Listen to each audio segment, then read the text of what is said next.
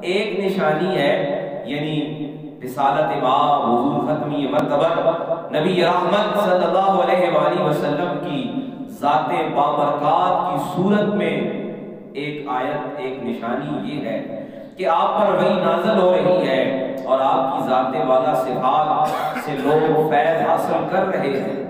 اور فیض کون سا؟ فیض دینی بھی، دنیاوی بھی، ظاہری بھی، باطنی بھی، روحانی بھی اور جسمانی بھی۔ ایک فیض یہ ہے نا کہ لوگوں نے ہدایت پائی، ایمان پایا، فلاح پائی، انہوں نے تعلیم حاصل کی، علم حاصل کیا، حکمت حاصل کی۔ اور ایک فیض یہ ہے کہ لوگوں نے اخلاق سیکھا، لوگوں نے زبان سیکھی، لوگوں نے تہذیب سیکھی، تمدن سیکھا، سیولائزیشن سیکھی۔ اور دوسری طرف نشانی کیا ہے؟ دوسری طرف نشانی، اب رب دوسری نشانی کا اظہار فرما رہا ہے۔ پہلے آیت کا اظہار فرمایا، اپنی تخلیق کا اظہار کیا کہ دیکھو میں ہی وہ اللہ ہوں جس نے زمین کو بنایا، جس نے آسمان کو بنایا، جس نے ہر انسان کو تخلیق کیا۔ اور پھر اپنی آیتوں کا ذکر کیا، اور اب فرمایا ہماری دوسری بھی نشانیاں ہیں۔ دوسری نشانیاں کیا ہے؟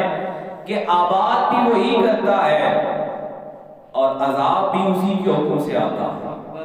فرمایا کہ ان کے پاس بھی کیا تھا، یہ مکہ والے کیا کہہ رہے تھے، معاذ اللہ استغفر اللہ، کہ ایک دفعہ ابو جہل کہنے لگا کہ اے محمد صلی اللہ علیہ وآلہ وسلم، میں تو پر ایمان لانے کے لیے تیار ہوں۔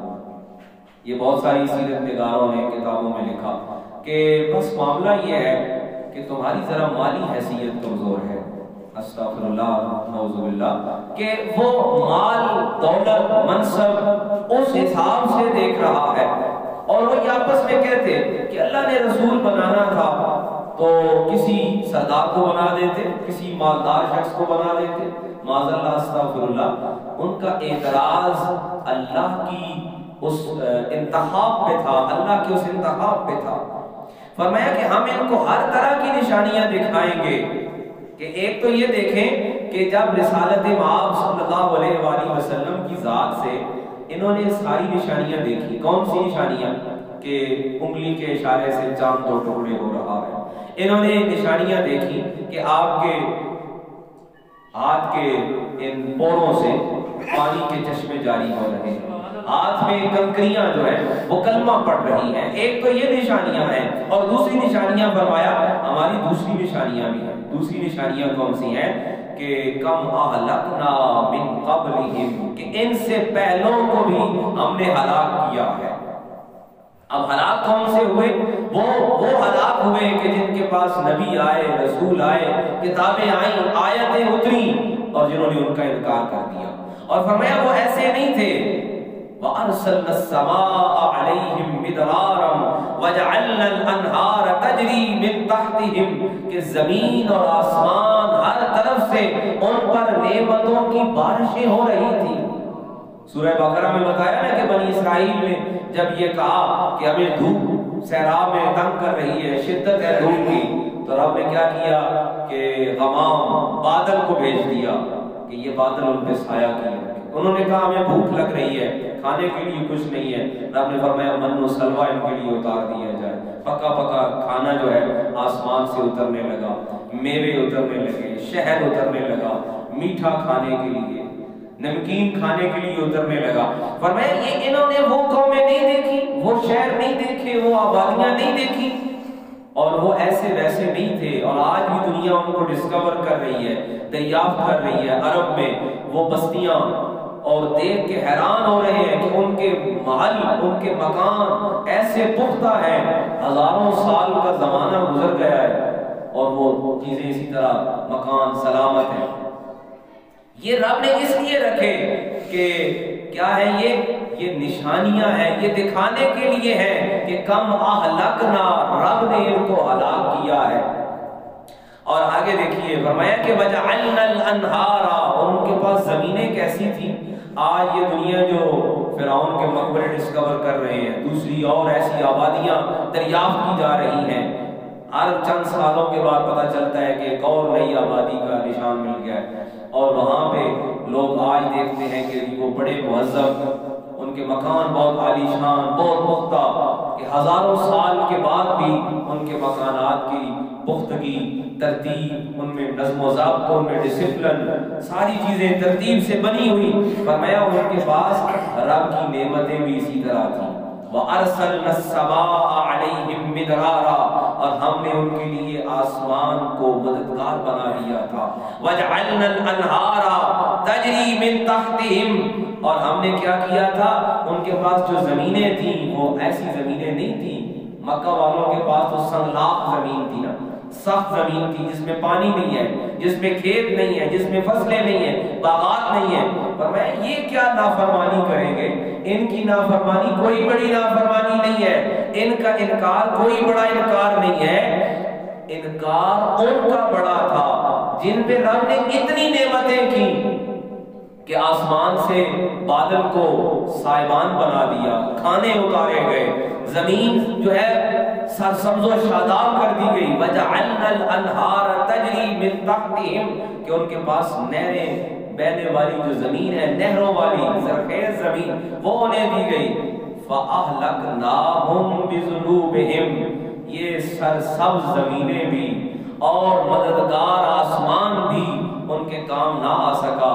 فَأَهْلَكْنَاهُمْ بِذُنُوبِهِمْ، بلکہ اس کے باوجود ہلاکت ہی ان کے اعمال کی وجہ سے، بِذُنُوبِهِمْ، ان کے ذنوب کی وجہ سے، ان کی گمراہی، ان کے گناہوں کی وجہ سے ہلاکت ہی ان کا مقدر ٹھہری۔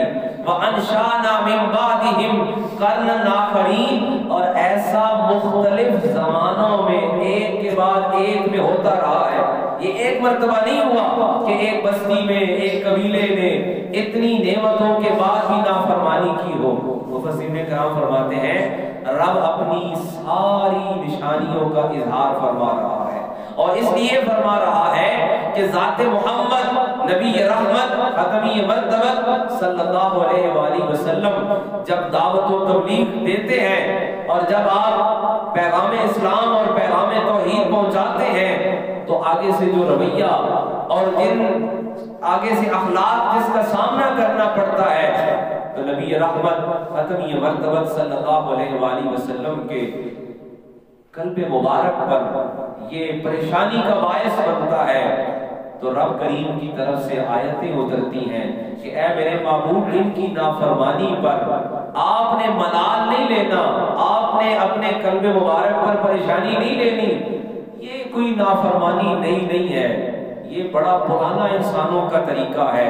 اور جیسے گزشتہ آیت میں میں عرض کر رہا تھا کہ یہ انسان ہی وہ واحد مخلوق ہے، اس پوری کائنات میں یہ انسان ہی وہ واحد مخلوق ہے کہ اگر یہ ہدایت یافتہ ہو تو جس طرح حدیث پاک میں اللہ کریم کے رسول صلی اللہ علیہ وآلہ وسلم نے ارشاد فرمایا نا کہ پھر رب اس کا تذکرہ فرشتوں میں فرماتا ہے، اگر یہ ہدایت یافتہ ہو، اور اگر یہ گمراہ ہو جائے تو اس جیسی گمراہ کوئی دوسری مخلوق نہیں ہے۔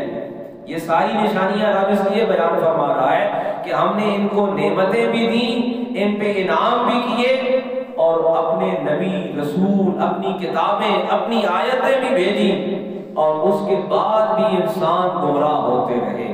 تو حاضرین مکرم، سورہ انعام 7ویں پارے سے اس کی آیت نمبر 6 پڑھنے کے بعد ہمارے سامنے مضمون یہ آتا ہے کہ نبی اور رسول کے آنے کے بعد بے شک قوم کے پاس، امت کے پاس نعمتوں اور انعامات کی فراوانی ہو جاتی ہے۔ آج امت مسلمہ کے پاس، امت مصطفیٰ کے پاس جو دولت، جو آسائش اور جو نعمتوں کی فراوانی ہے، یہ اس سے پہلے کسی امت کے پاس نہیں تھی۔ لیکن نعمتوں کی فراوانی، آسائشوں کی فراوانی، یہ دراصل سوال کر رہی ہے، یہ دراصل ہمیں مخاطب کر رہی ہے، اور رب کی آیت، قرآن مجید کی آیت ہمیں بتا رہی ہے وَأَرْسَلْنَا السَّمَاءَ عَلَيْهِمْ مِدْرَارًا وَجَعَلْنَا الْأَنْهَارَ تَجْرِي مِن تَحْتِهِمْ، کہ یہ نئی بات نہیں ہے، یہ پہلی دفعہ نہیں ہوا ہے، انعام پہلے بھی ہوتے رہی ہیں، نعمتیں پہلے بھی اتاری جاتی رہی ہیں، لیکن یاد رکھو نعمتوں کی فراوانی کے بعد بڑی دلچسپ بات ہے، ہم جب کسی کا پوسیدہ مکان دیکھتے ہیں نا، کسی کی خستہ حالی دیکھتے ہیں اور کسی کا کوئی لباس اور اس کی وضاحت ہم کوئی خستہ دیکھتے ہیں، اچھی نہیں دیکھتے، ہم کہتے ہیں کہ اس کے بڑے برے دن آ گئے. ایسے ہی ہوتا ہے. اور جب ہم کسی کا کوئی نیا مکان، اونچا مکان، اچھا لباس دیکھتے ہیں، ہم کہتے ہیں اس پہ بڑا رب راضی ہو گئے. سورہ انعام کی آیت حضرت صاحب تفسیر کبیر فرماتے ہیں، یہ ہمیں بتا رہی ہے یہ مکانات کا اچھا ہو جانا ہی رب کی راضی ہونے کی نشانی نہیں ہے، بلکہ راضی تب ہے کہ اس کے بعد دیکھا یہ جائے کہ اس کے بعد اعمال کیا ہے. رب نے فرمایا وَجَعَلْنَا الْأَنْهَارَ تَجْرِي مِن تَحْتِهِمْ. وہ قومیں ایسی تھیں، بہت ساری بستیوں کا ذکر قرآن مجید میں ہے، قوم سمود کا ہے، قوم لوط کا ہے، اصحاب مدین کا ہے، بہت ساری قوموں کا ذکر موجود ہے کہ وہ ایسے تھے کہ ان کے پاس بڑی زرخیز زمینیں تھیں، بڑے پختہ مکان تھے، بڑے اونچے محلات تھے. یہ مال کا بن جانا، قیمتی لباس کا مل جانا، اچھے کھانے کا مل جانا، یہ رب کے راضی ہونے کی صرف نشانی نہیں ہے، بلکہ سبق اس سے آگے شروع ہوتا ہے کہ بندہ بھوک افلاس میں تھا، پریشانی میں تھا، بیماری میں تھا، تندرستی میں تھا، تب تو ہر وقت کہہ رہا تھا یا اللہ خیر، یا اللہ خیر، یا اللہ مہربانی کر.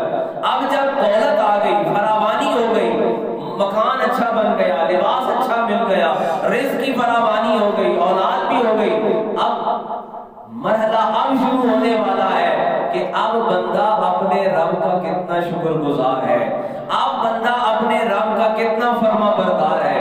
وہ ایک طویل واقعہ ہے حدیث پاک میں اللہ کے رسول نے فرمایا کہ 3 لوگوں کا تذکرہ کیا کہ وہ ضرورت مند تھے، محتاج تھے، اپاہج تھے، مفلوج تھے، ڈسیبل تھے. رب نے ان پر مہربانی کی، انہیں دولت بھی دی، انہیں صحت بھی دی، انہیں گھر بھی دیا، دولت بھی مل گئی.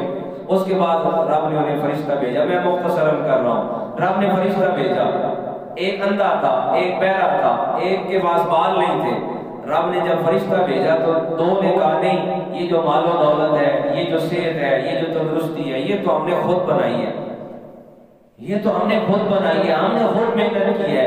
ایسا ہی ہوتا ہے، ہم بھی جب دولت آتی ہے، حالات بہتر ہوتے ہیں، ہم کہتے ہیں یہ ہماری محنت کی وجہ سے. بے شک محنت ایک حصہ ہے، کیونکہ یہ قرآن کا حکم ہے کہ لیس للانسان الا ما سعی. ہر انسان کو وہی کچھ ملتا ہے جس کی وہ کوشش کرتا ہے.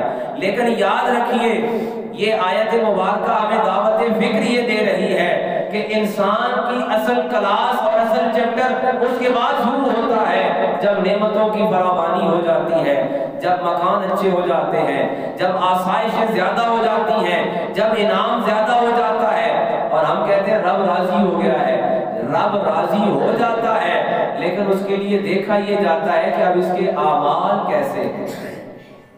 کیا ایسا تو نہیں ہے کہ دولت کے مل جانے کے بعد اور اچھے مکانوں اور اچھے لباس اور اچھے رزق کے مل جانے کے بعد جب انسان گمراہی کا شکار ہوتا ہے تو سورہ انعام کی یہ آیت ہمیں بتا رہی ہے کہ وَجَعَلْنَا الْأَنْهَارَ تَجْرِي مِن تَحْتِهِمْ کہ ان کے پاس زرخیز زمینیں بھی تھیں، آسمان نے بھی ان پہ بڑی مہربانی کی ہوئی تھی، مکان بھی ان کے پاس اچھے تھے.